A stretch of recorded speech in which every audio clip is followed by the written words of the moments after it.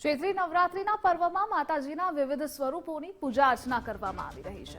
અમદાવાદમાં વિવિધ માતાજીના મંદિરોમાં ભક્તો દર્શન કરવા માટે આવી રહ્યા છે, ત્યારે શહેરના પારડી વિસ્તારમાં પ્રસિદ્ધ મહાલક્ષ્મી મંદિરમાં પણ દર્શનાર્થીઓની અવરજવર જોવા મળી રહી છે। શુક્રવારનો દિવસ માં લક્ષ્મીનો દિવસ મનાય છે। અત્યારે આજના દિવસે માં લક્ષ્મીને લોકો ચુંદડી ચડાવી દર્શનનો લાહવો લઈ રહ્યા છે અને દિવસ દરમિયાન વિવિધ મંદિરમાં વિશેષ હવન પૂજન અર્ચનાનો કાર્યક્રમ રાખવામાં આવે છે।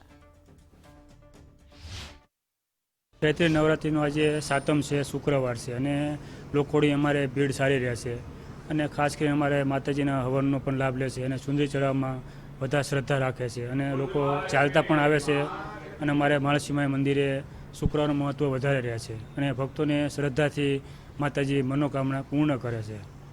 ચૈત્રી નવરાત્રિના સાતમનું પણ આજે મહત્ત્વ વધારે રહેશે, દર્શનની ભીડ પણ સારી રહેશે આજે।